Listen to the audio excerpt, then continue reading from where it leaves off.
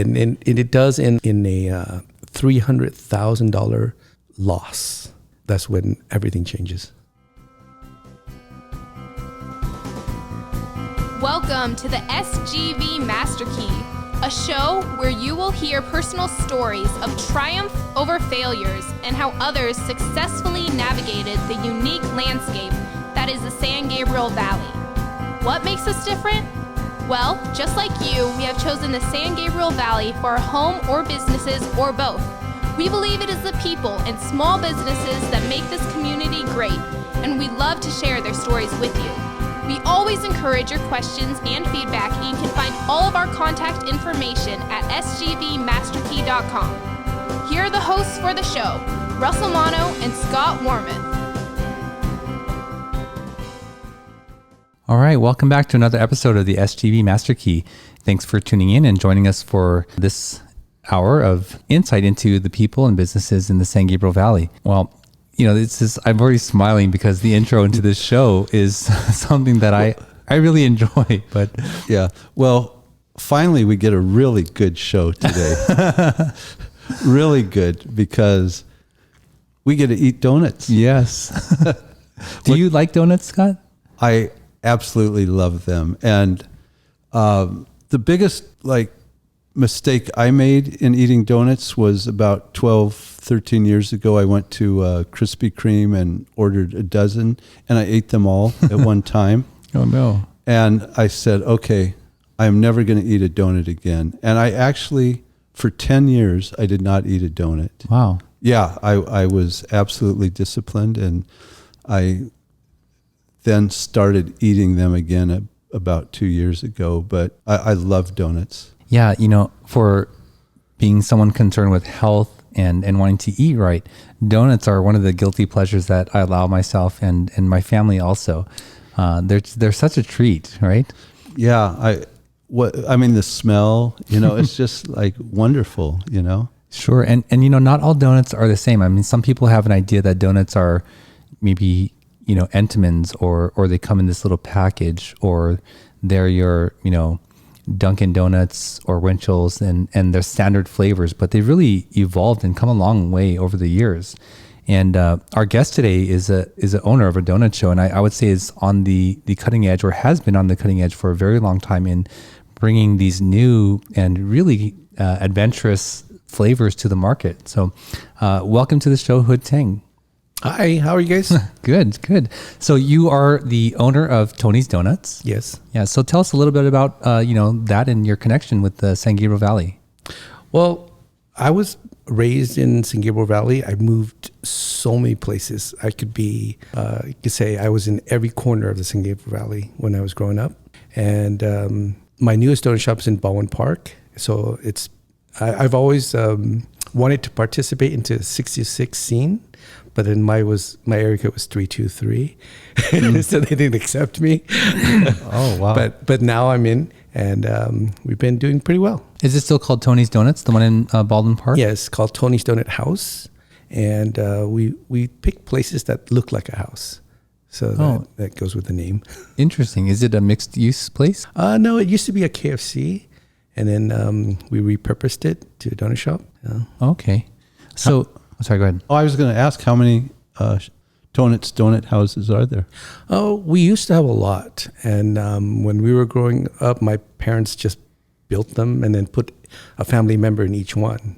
And then for some reason, we ran out of family members, so he stopped that one. Wow. So what is your background? I mean, how did you get into this field? Like most Cambodians, we didn't know a lot of English. And so my parents, at least. So all we could do was go when we were brought over, go with whoever can teach us how to work. So the only job openings were making donuts. So brought over, were you born in Cambodia? Yes, I was born in Cambodia, and then we came to escape the war, and then I've been here since then. Do you have any recollection of that time? No, because I was so young. I was probably 5 or 6. So yeah, no memories at all. So it's been a common theme on this show because there are a lot of immigrants in the San Gabriel Valley, and they often have a story of leaving their home country and coming here and starting anew. What was life like here as a young child with parents who had just left Cambodia? For me, it was basically left on my own. I mean, our parents were working all night long, all day long, and then we're at school. So when we come home, they're not home. We just have maybe a few adults, because when we came, we were living in a garage. Wow. And so basically, just independence. You would share living with other family members, extended family? Mm-hmm. When we first came, our host family who built donut shops. It's called Olympic Donuts. And if you see any Olympic donuts, they were all built by my uncle. And then we purchased, my family purchased it in about 1985. And then we changed it over to Tony's Donuts. So your uncle came here before your family? Correct. And then you came here and he taught you the trade, or taught your family the trade? Taught my family. And is your family still in doing this? Basically, they just collect rent for me. So, so they sort of set up the empire for you, and now you're taking over. Well, they built a donut shop and they ran it and they did the best that they could. And then, but basically, they hired nobody, and then they used us during the summers and vacations. So that's why I like school. So just stay in school so you don't have to go to work. It's a secret. So growing up, you didn't enjoy helping out at the family donut shops? It wasn't that I didn't like it. I did like work, but my parents didn't let us very far from what the status quo was. So you couldn't create new things. You couldn't bring in new things. You couldn't experiment. It's do as you're told and do it consistently. That was the only thing we could do. So it got kind of boring. So in other words, the donuts you were producing were just the standard? Just a standard. Not a big variety. Correct. Everything that was there was just done because it was taught to them.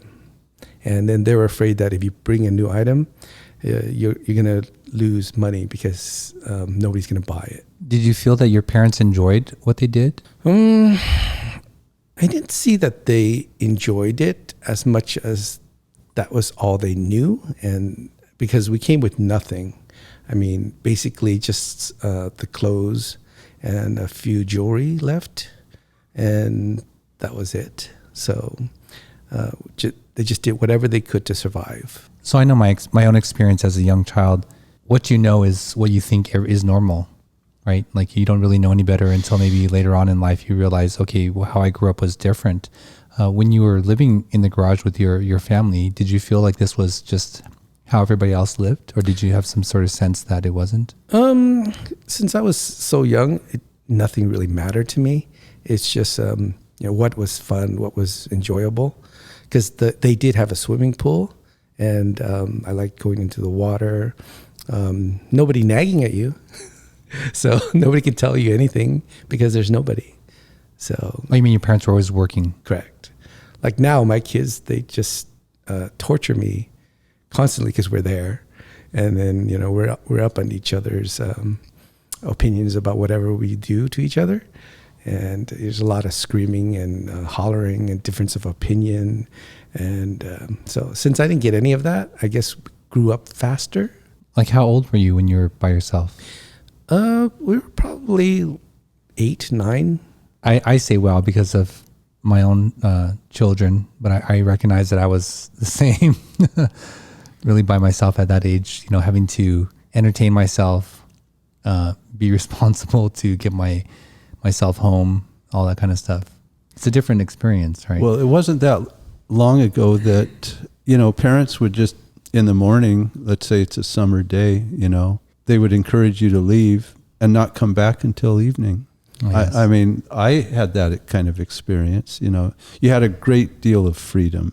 But don't you feel that helped us? Yes. Become more mature faster? Well, yes, but the way that I choose to parent with my wife is that through confident attachment figures, that they will be more confident to leave out on their own. not to be forced at an early age. I'm not saying that this is the right way and this is how my wife and I choose to parent our children, is that they're going to have to be thrust in eventually, but to give them a sense of security, right? So like they feel safe to wander out because they can come back and it's safe, right? Like they know, okay, I can always come home. I have this secure attachment.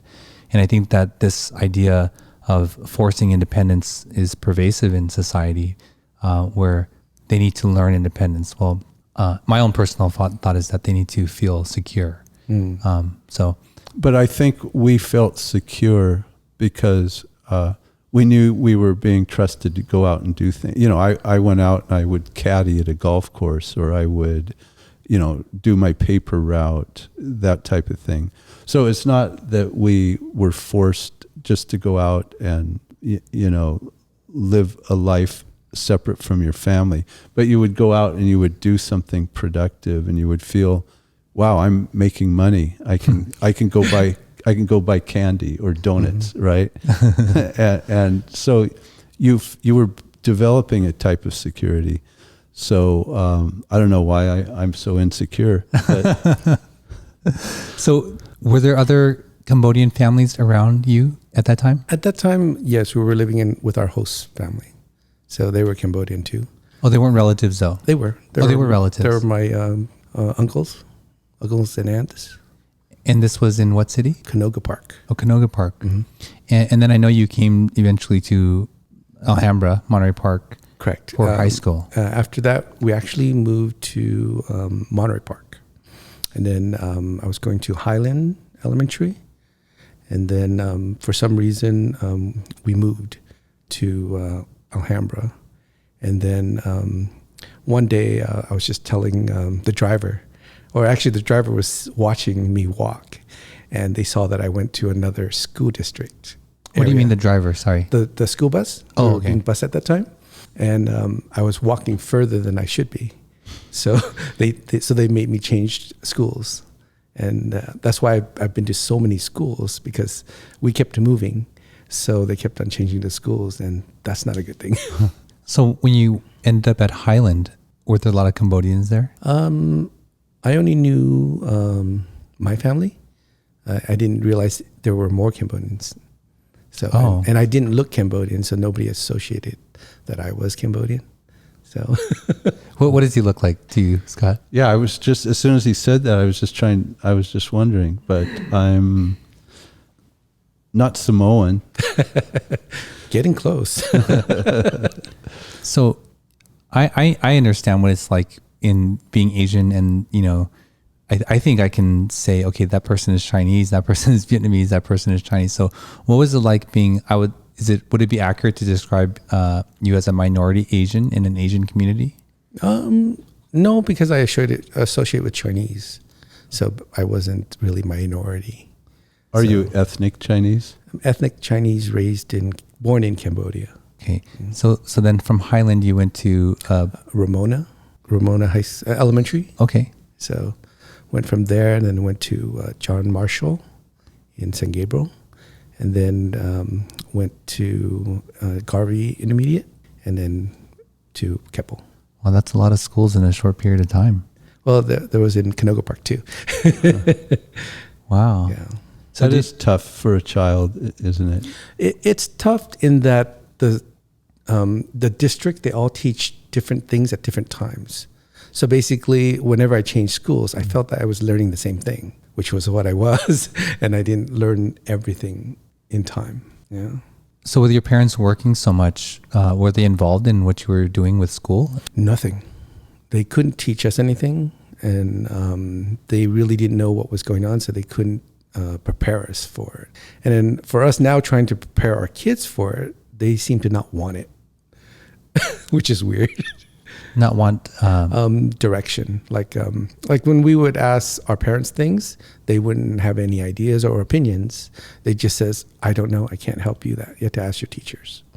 And then now that we know what schooling and what everything entails, we try to help our kids with it.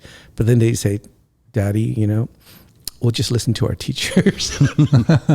So tell us about your family. So you have a family and you have kids. How many kids do you have? I have a daughter in high school in Arcadia, and then a son in second grade. Okay. Yeah. And so Arcadia now, that would be a very different experience growing up there than I would say in Monterey Park, right? Arcadia, yes, because they have a, how would you say, a more wider program, and they're not focused on grades per se, even though the parents force the kids to get good grades and stuff. But the school district doesn't force grades, more on immersive variety. Are you talking about Arcadia High School? Arcadia High School, Arcadia School District. So for the listener, Arcadia, if you're not familiar, it's one of the more sought after school districts, right? Like a lot of parents want to move and live in Arcadia to have their kids in this particular school district. And all I know about it is that it's pretty competitive, or that's what I've understood. The students are competitive, but the school district is immersive. I mean, they touch every corner. So it was interesting to bring my daughter there. We were in Repetto. She was there, and then the school started to get rid of programs, and they started to reduce fundraising. So Arcadia does fundraisers every single day to do things. But then our previous school was Repetto, and they started to stop doing fundraisers, stop doing events because of, I guess, family complainings or something. Wow. Well, they don't have the resources that Arcadia does, I would think. Sure. Well, the resources come from fundraising. Yeah. And if your school district decides to not push fundraising to get funds to do things. Also, though, in California anyway, local districts are funded by property taxes, and they may have voted in higher taxes or levies in Arcadia. I think that's one of the reasons that it has so many resources. You know, I'm subject to being corrected, but I think Arcadia is known as a richer school district, but it would have to come from local levies, property levies. Sure. So back to your moving around in all these different schools. With so many different schools, were you able to develop rich friendships with people, or were you always changing friends as well? Yeah, I never really had, aside from my I've always had an openness from meeting new people because I couldn't really keep friends for too long. But then for some reason, I start to remember people, and it seemed like I meet people that I know all over the place. Oh yeah. So in our phone conversation, you said you people come up to you and they remember you, but you don't always remember who they are. It's because I recognize people by face, and then names don't really stick onto me. So even though I remember who they, I remember that I know them, but I just can't remember their names. So I have to pretend I don't realize who they are. In running a donut shop, don't you have to have that kind of sort of approach? That friendly nature. That has helped me in business. And every customer who comes in, I can be their lifelong friend, because I don't really have my clique. I don't have my set of people. Everybody that I meet is my people. So I can just talk to them like I just met them like I've known them a lifetime. Wow. So that helps in business. So, okay, so your parents weren't able to guide you, so to speak, and they limited, I would say, your creativity. Correct. And so what happens after high school? Well, I went to, my senior year, I was going to PCC also, because I took classes during my senior year in PCC, and then I jumped the gun. So after I graduated, I lost my driver's license because I had too many tickets. Oh. So I was like, what am I going to do without a car in California? Wait, how many tickets do you need to lose your license? 3. Oh, That was 4. a quick answer. it must be within a certain time frame. Correct, within a year. Oh, 3 within a year. 3 3 moving violations. Moving violation. Yeah. And how long do you lose it for? It was for I think 6 months, the probation.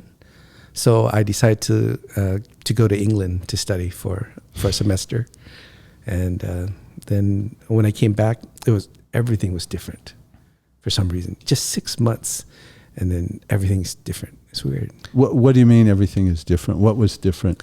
The traffic level was different. I don't know what happened in England, but when I came back, everything was just different. What year was that? I believe it was 97 when I went. Okay, so you went to London, where the lifestyle is quite different. Oxford. Oxford, Yeah. okay. Where did you go to a particular college? No, it was PCC. It was just Yeah, it was a program at Oxford through PCC. correct. So I went there to fence. So we were fencing, learning world history. Oh, yeah. Yeah. Was this the first time outside of the U.S. for you? Yes, that was my first trip out of the country, and on an airplane And that was what, 6 months? for 6 months. Yeah. Oh, yeah. So I loved Oxford because I studied there too, actually for 3 months, and I just lived in a college and took some classes there. But it's a great city, isn't it? Oh yeah. It's a college town. You know, there's like 31 colleges in Oxford, and you walk down the high street, and there's just one college after another. Yeah, my first time seeing snow and eating fish and chips. Yeah, fish and chips on the River Thames, right? Right. Where they would have the crew, Yeah. the crew boats there. And then I was living off of McDonald's hamburgers. So, because I spend all my funds. And then then there was a mad cow disease at that point. So they took hamburger patties off of all the menus everywhere. So I was basically forced to eat fish and chips. Yeah, I mean, in England, it's either fish and chips or Indian food. Curry. Yeah. I didn't realize that is their number one food. Oh, yeah. In England, it's curry. That's their staple food. Oh, it's so good. Yeah. Well, hopefully we will have that All India Cafe on the show. Yeah, right. But actually, everything I learned, because I basically had to cook for myself, and I've never had a sandwich. Wait, hold on. Before I went to England, I never had a sandwich. Wait, how old were you? 17? 17 years of life, and you had never had a sandwich? Well, you got to figure, my donut shop didn't sell sandwiches. Okay. And so we have noodles, rice, and what we ate at school. And I had a hamburger. Okay, hamburger sandwich. I think hamburger is a sandwich. Yeah. so I guess specialty sandwiches. I've never really had. You never had a cucumber sandwich Never even knew what that was. until you went to England. Didn't even think you could just put vegetables in a sandwich. I thought it would have to meat. I don't think you can. Some people do. Yeah, they have cucumber sandwiches in England. Yeah, because so I was there and I had a lot of free time, and I bought a sandwich cookbook so I can make myself some sandwiches to eat, and that was the catalyst for our change later on. Okay. So you had this new perspective, new experience traveling outside away from family and friends, and you come back and you say things are different. So then what happens next? I left to Oregon. Wow. Yeah, because for some reason my parents wanted me married at that point. They're like, you know what, son, you're going to school and you're working. You need a change. You need to be more mature. You have to grow up. So let's get you married. Wow. So I mentioned to them, you know what? I don't know how to do anything. I just, I know how to work, but I don't know how to run businesses. So they shipped me to Oregon to to run a Chinese fast food restaurant in a mall. How did that work? Did they knew someone there? It was another uncle, and he partnered with him. And then, so basically, I went to learn the trade. And we were already doing donut shops and Chinese food in California, but then it was different in Oregon. Why was it different? It was because it was my uncle's recipes. So And they were different than ours. What you were serving here? So here's again my dad's philosophy. It's different, so you can't do it. Oh. But your uncle felt different. Well, my uncle, his philosophy is it's different, so you can only do it my way. Huh. So I had to learn his way, and then I already knew my parents' way. So, but I didn't know at the time that I wasn't allowed to bring anything I learned over there over to our Chinese food in California. Well, I can just feel the buildup, right, of this needing for a release of creativity. Oh, right. Anyway, I'm sorry. So, it does. and it does in $300,000 loss. Ooh. Yeah, that's when everything changes. Wow, what happened there? So I came back from Oregon, and we had a falling out with the family, and it started with my brother, and he had a girlfriend that they disapproved of, and they were all upset about it.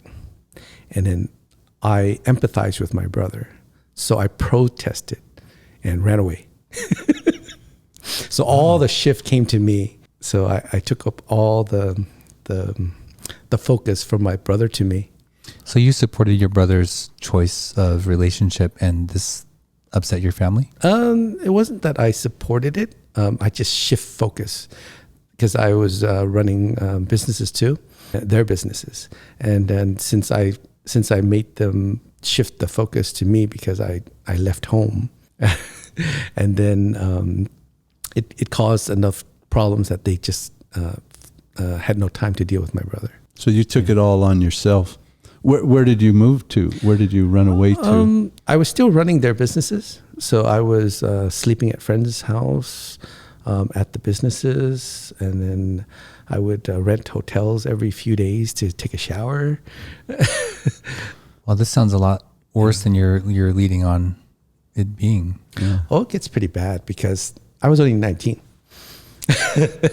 So all this happened when I was young.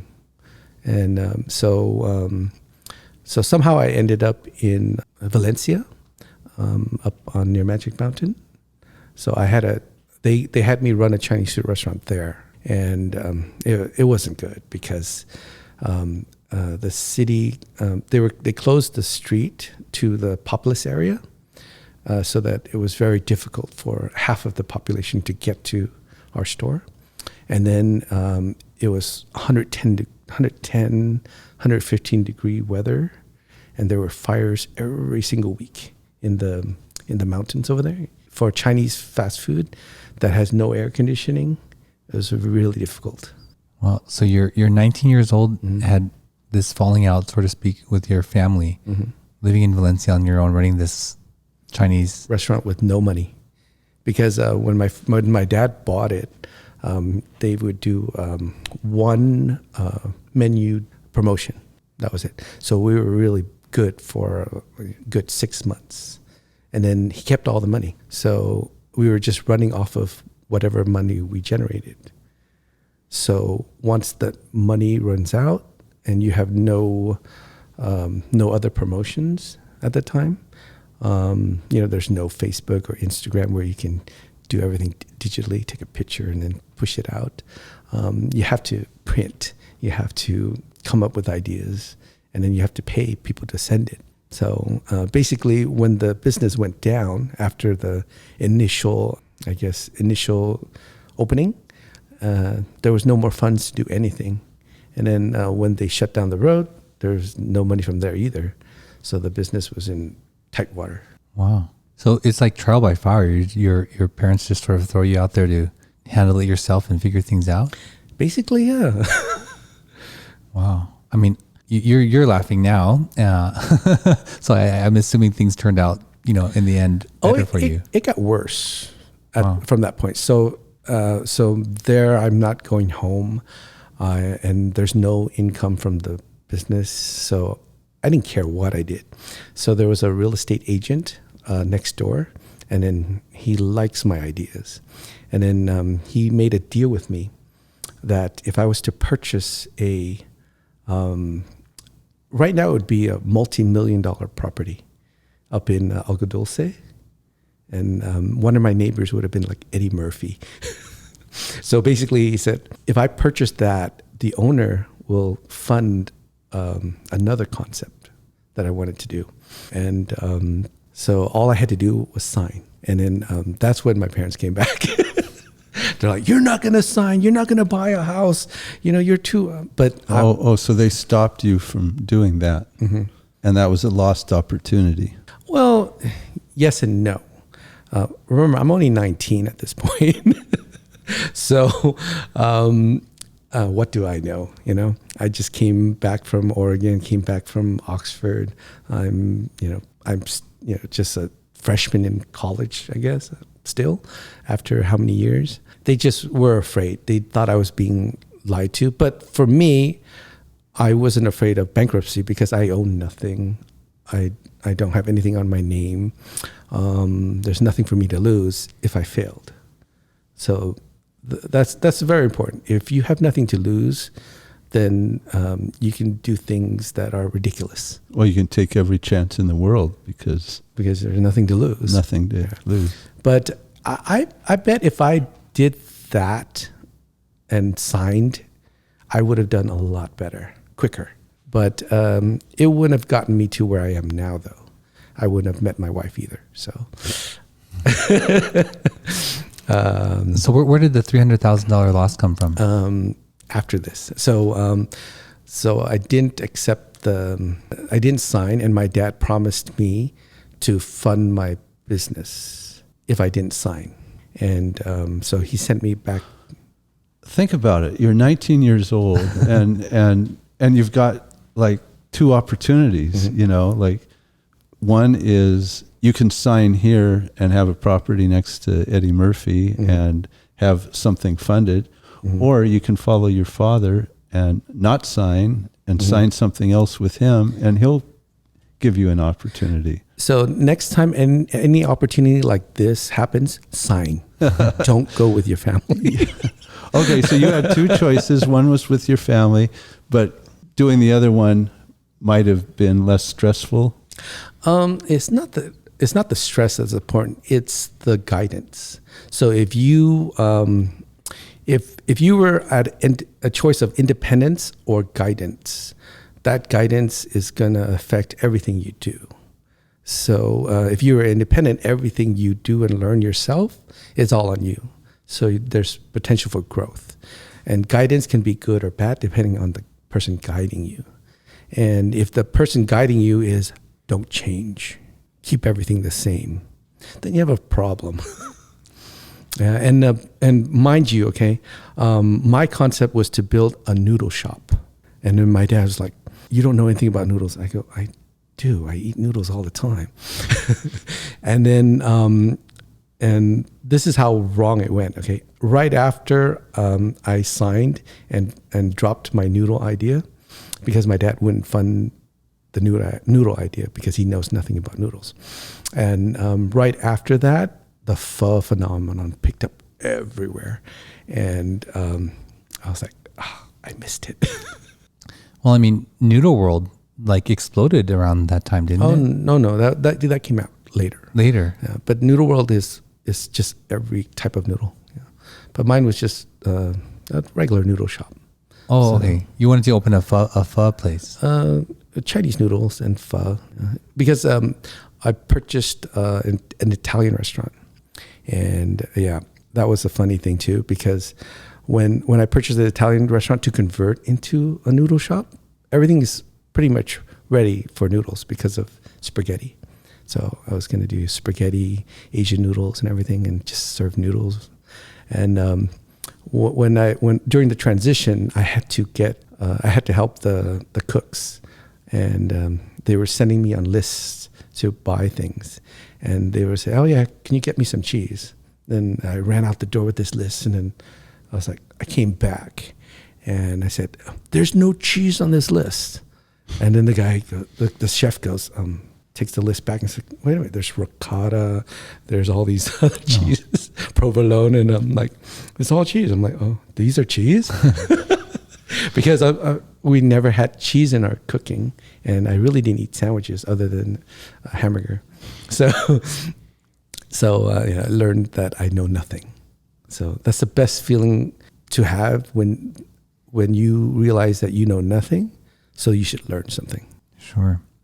Well, we ask each guest Huod to bring something, an item of significance to the show to share. And what did you bring with you today? I brought a laminated paper with 2 feet on it, and basically to put a foothold in anything, you need 2 things, and it's tact and persistence. Okay, so I just have you ever been asked, can you define yourself with one word? Maybe, but I don't have that word right now. Yeah, I never knew the perfect word for me until one day talking with my brother's friend. He just tells me that I have no tact. He says that to you. He said, because everything I say just makes people upset. Was that the old you? That is still me. And I'm talking about when I'm talking in business. With my customers, I just make them happy and talk anything. But when I'm teaching or investing or stuff, I just, I always thought I was blunt, but I came to realize that I just had no tact. So you were just saying whatever you wanted, not filtering it? Correct. So I'm just saying things without thinking of the other party who's listening to me.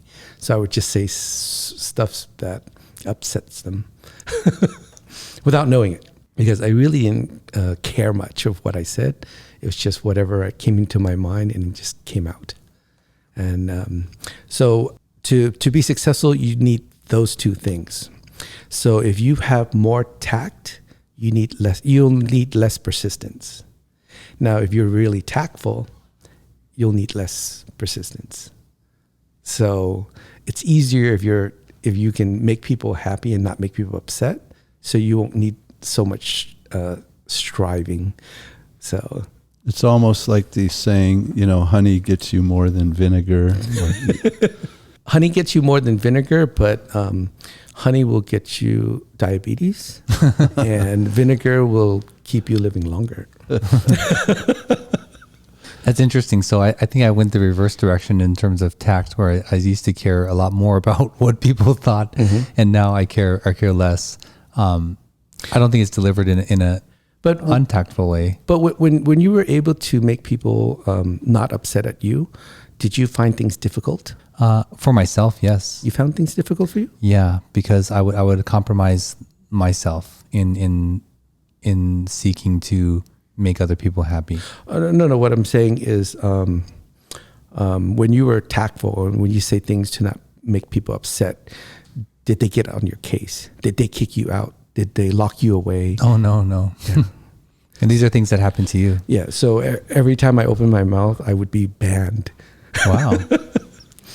Well, there's a kind of clarity of communication that I mean, you can speak directly, and it may be tactful, but also, sometimes I guess tact shouldn't get mixed up with like you're hiding the truth.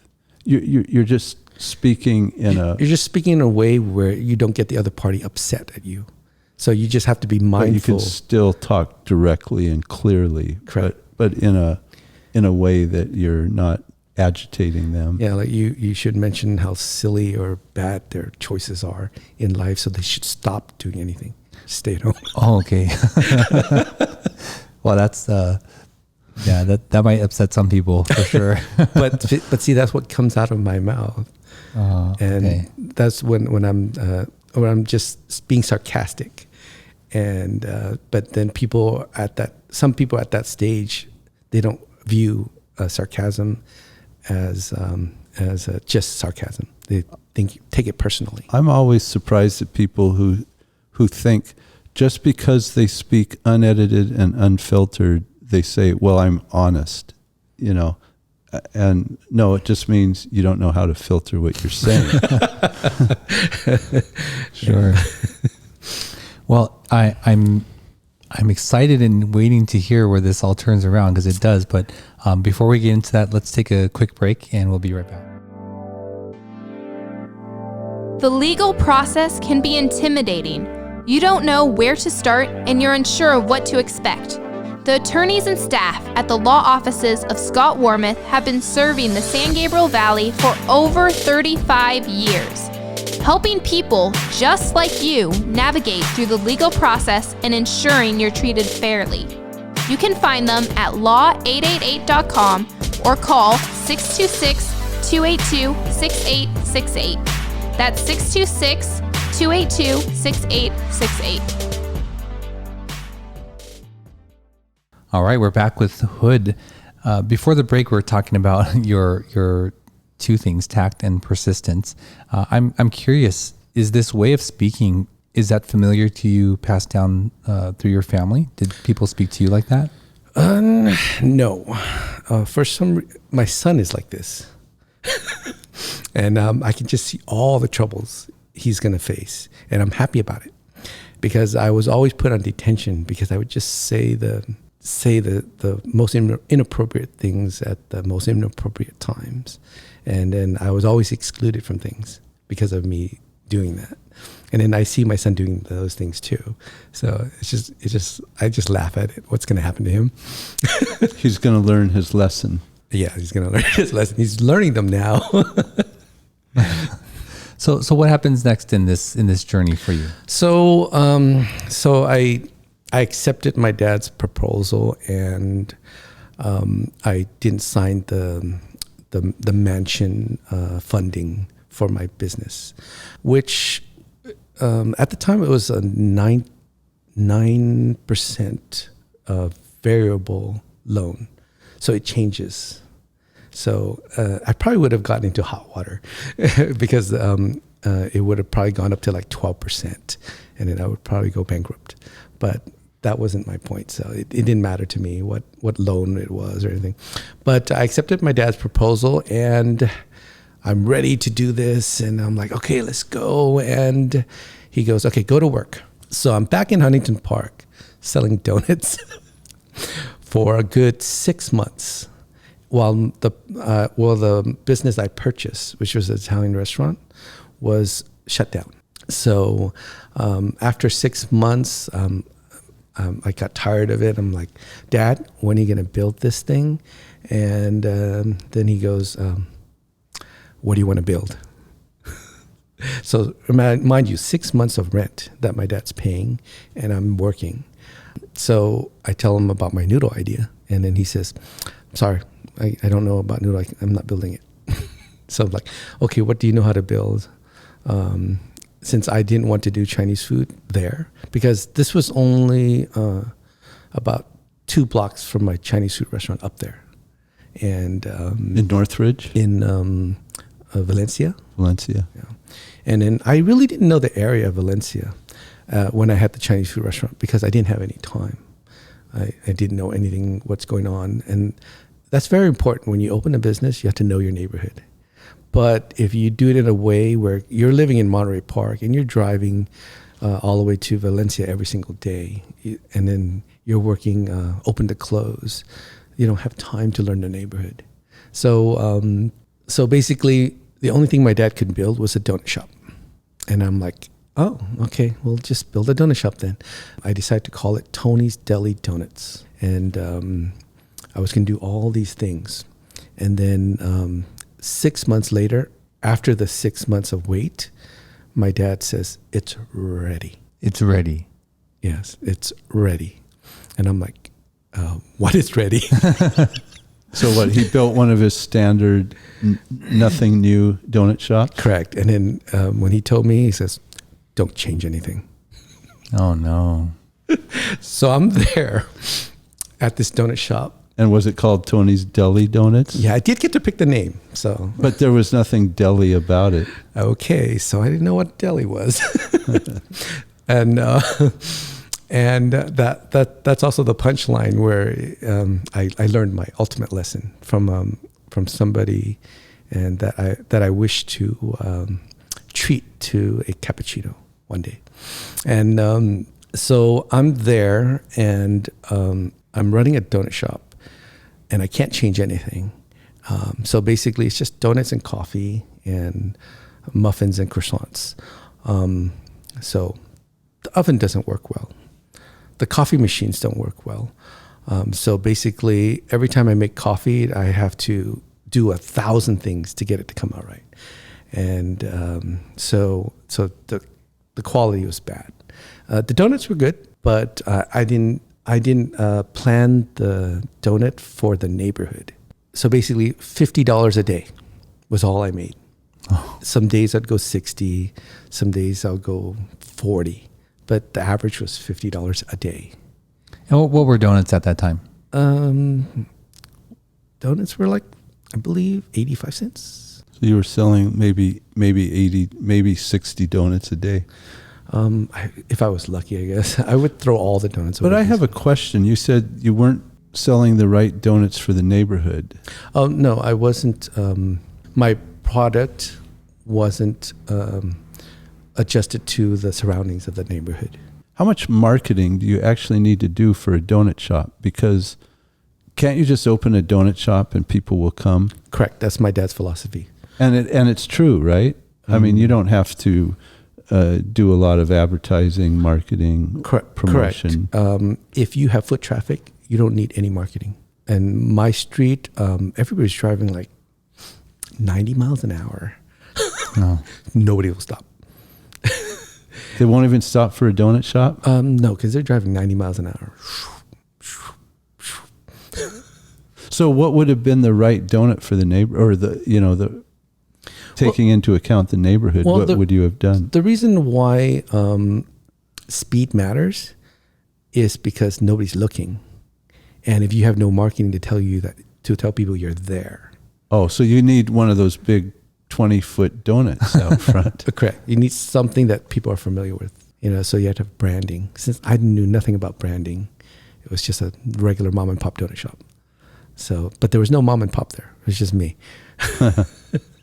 And so basically, after 6 months of $50 a day, I fell behind on my rent. So I was kind of weird that I didn't get called on that I wasn't paying my rent.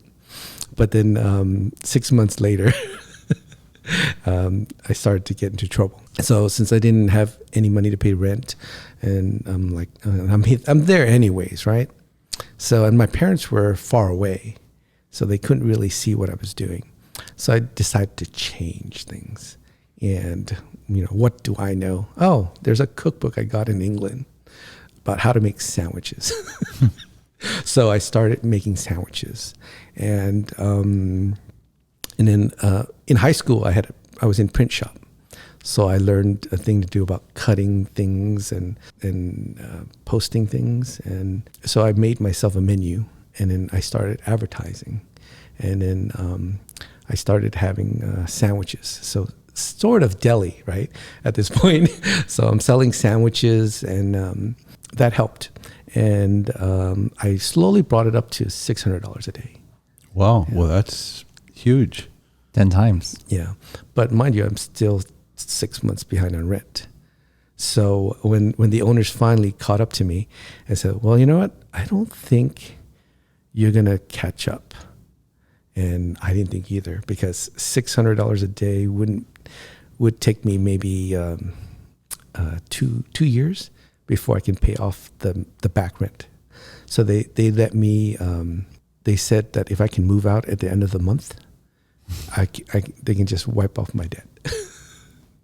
So yeah, so I removed everything in 2 days. Yeah, but when I was there, though, I did learn my life lesson, and so I was there just a regular day. This gentleman came in, a really tall gentleman, and he asked for a cappuccino, and I'm like, what's a cappuccino? And then he goes, you're a deli and you don't have a cappuccino? Do delis have cappuccinos? Do all delis? I don't think so. Yeah, I don't know. I wouldn't think of them as being A delicatessen should have. they should? I believe so. Oh, okay. No, you get a cappuccino and a sandwich. Oh, okay. Well, I've had a sandwich, but I've never had a cappuccino. So. At a deli though? I've never had one anywhere. You never went to a deli to get a sandwich at a deli? Oh, yes, sandwich, yes. At a deli? Yes. And you don't think they had a cappuccino there? Machine? I would never look for one. I'm allergic to coffee. Well, anyways, he told me that a deli I should have a cappuccino. Oh, okay. Yeah. And then so I didn't even know what it was. So he tells me.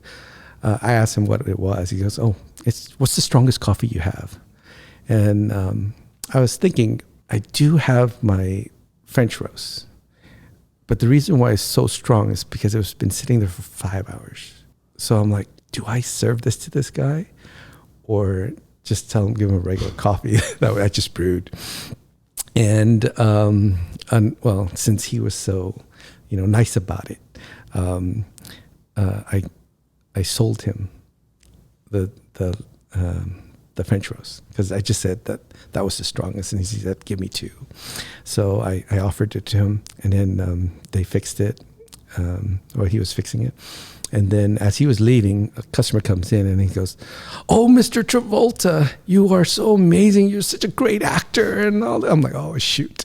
I just gave I just sold John Travolta a 5-hour-old coffee." Oh, so you didn't recognize him when he came in? Well, he was really tall, and the John Travolta I know was really thin and didn't look any taller because it was on TV, right? Oh, yeah, and that was like 30 years before. So the John Travolta of that day was big and gray. So he was more muscular and tall, and he looked familiar, but I couldn't peg it until the customer came in, and then. So what was the life lesson that you learned? That whatever I do, I should know a little more about it, the history, the background, that I should have. If I sell delicatessen stuff, deli stuff, oh yeah, I should have a cappuccino machine. Boy, good thing I don't own a deli, because I thought they only served like roast beef sandwiches. I thought that's a deli, is a roast beef sandwich. That's what I thought, because that's the supermarket. That's what I saw, right? Well, what is the etymology of delicatessen? Delicatessen. Where would that word come from? I don't know. I don't know either, but I'm just thinking you can just buy a variety of things, of meats and cured meats. And but I do sell espressos now and cappuccinos. I can make them, and I did it all so I can make John Travolta a cappuccino one day. Yeah. So you're selling that. Where are you selling it now? Where are your stores now? I have the one in Huntington Park and the one in Baldwin Park. And the donuts, we have to get into talking about Yes. the incredible look and style of your donuts. They were all developed out of boredom. And did you design everything? Yes, because when you're running a donut shop and when you're starting from scratch, you have to spend a lot of time there. And since you're the boss, nobody can tell you, that you shouldn't waste things. You start to develop things and look for interesting to make. So if anybody comes in and say, "Hey, Tony, I have an idea I want to make. Can you try to make it for me?" So then I say, "Okay, let me try it." So that's what I did. So all my ideas came from customers who wanted something. And the funnest time I've ever had was I had a customer who's a stewardess from airport. Mm-hmm. Yes, a stewardess. And so she would fly all over the world, and she's like, "You know what, Tony? These people, they come in and they keep on raving about this thing, and I don't know if you can make it for me. Can you make it for me?" And I'm like, "Okay, What is it? Well, it's a croissant fried with a filling in it. And I'm like, oh, that's interesting. So I'm taking the croissant and I'm rolling filling in it and I'm frying it. And I'm like, you know what? This thing is a monster. I mean, are you sure people are wanting this? Just, yeah, I hear it all over the place. And so all I knew from what, because she just heard people raving about it. And all I knew was that it was a croissant fried and had filling. So I'm trying to make all these things and I couldn't figure out what to make. And then I go online and I type in fried croissant and then poof, the cronut popped in.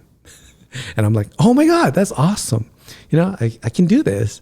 So I'm making these cutouts with my croissant dough into donuts and then frying them.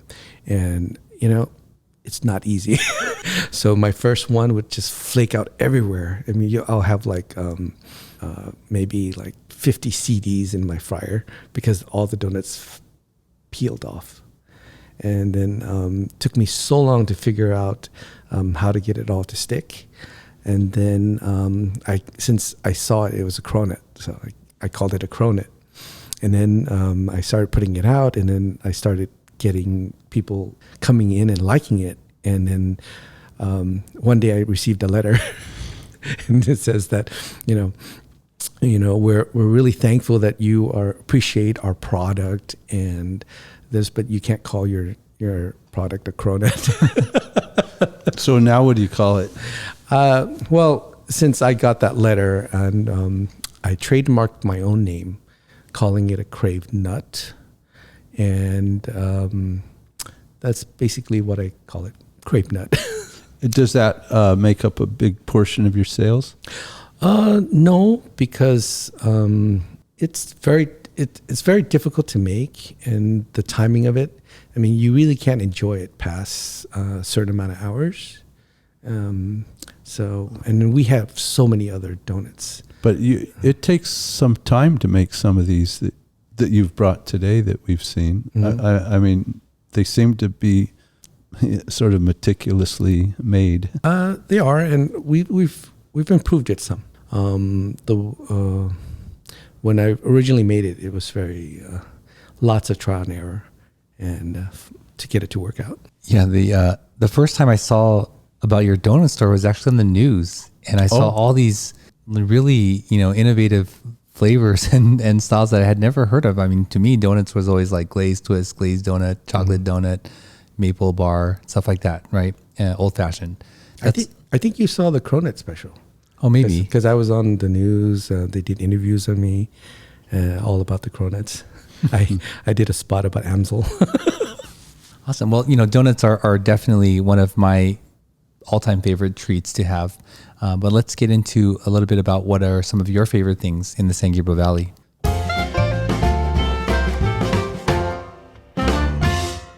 So Huod, here we have our SGV3 portion of the program where we like to talk about the 3 favorite places to go, things to do in the valley. What are your 3 favorites? For me, growing up, there's been 3 places that always made me feel homey. And that was the Hat on on Valley and Garfield. And that was my first time ever having a pastrami sandwich. And now that's a deli sandwich. Yes. And then Sam Wu Barbecue. That brings me all the way back to my childhood when we were riding bikes. So me and my friends would ride around, and then we'd get like not a bucket, but a tray of chicken, and then we'd just sit there and eat it on the street.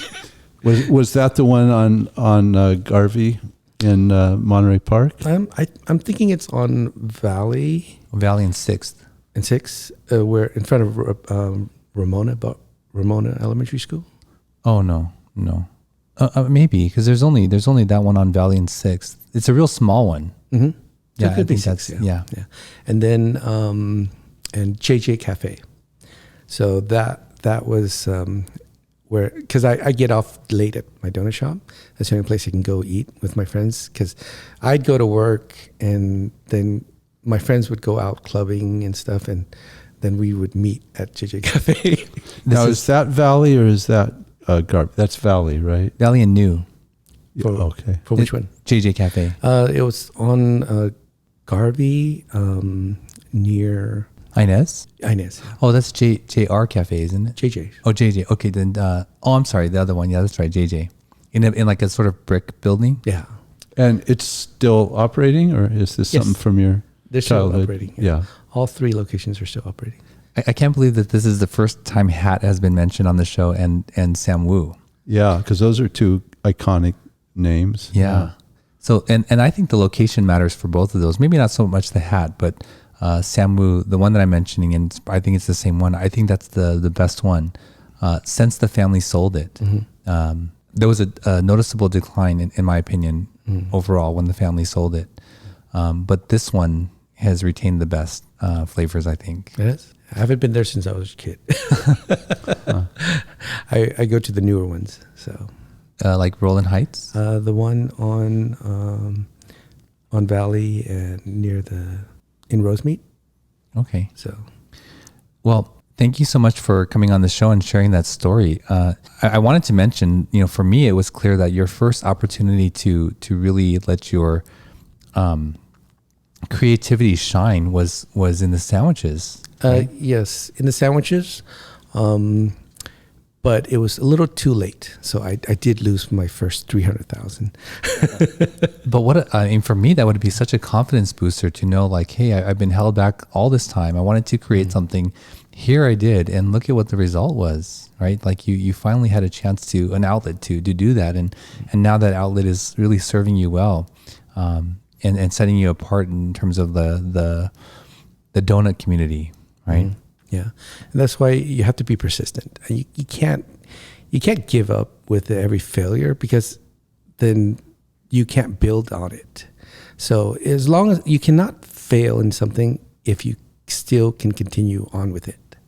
So that it's just basically your investment or your research and development. And research and development costs. So you had a $300,000 R&D cost. at that time, that was a big amount. Yeah. Well, thank you again for coming on the show and for sharing your story with the listener. Thank you again for joining us on this journey of another look inside an individual and person in the San Gabriel Valley. And if you have any questions, comments, please let us know. And you can find us on the website and on YouTube. Actually, YouTube is a place where they can leave comments as well. So I don't know that we're going to be able to put the eating portion in the audio version, because we can't move the mics, but we're going to have some way of capturing what we're about to do, is enjoy these donuts. You got to capture it on audio. You'll be amazed. we'll tilt the mic this way. Well, we've got a wonderful audience, and it's a shame they can't participate with us in what we're about to do. But I mean, visually they can see it. Sure. Too bad they can't, taste it and smell it. Oh, one more thing. Where can they taste these delicious donuts? Our closest in the San Gabriel Valley is Baldwin Park, on the corner of Ramona and Baldwin Park. Then our other one is in Huntington Park, on the corner of State and Florence. The good thing about the Baldwin Park, there's a drive-through and lots of parking, and it's where we actually do all our R&D and all our experiments, because our other Huntington Park is too small. We can't do anything. So. All right. Well, go check it out. Baldwin Park, Ramona, and Baldwin Park Boulevard. Correct. All right. Thank you so much for being on the show. Thanks, you guys. Nice meeting you. Thanks for checking out another episode of the SGV Master Key. You can find the full back catalog of the SGV Master Key at sgvmasterkey.com and wherever you get your podcasts. This show was produced and edited by Russell Mono and Victoria Allers of Kind Monster Productions. Thanks again for listening or watching. We'll see you again real soon in the next episode. Nice mother. No, kind of mother. All right, here we go. Accommodate that. Okay. Wow, that looks good.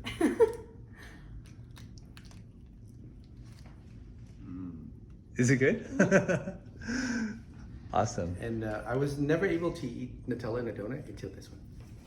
Because it's It was too always been so rich. too rich. So adding the fruit balanced everything. That was really good.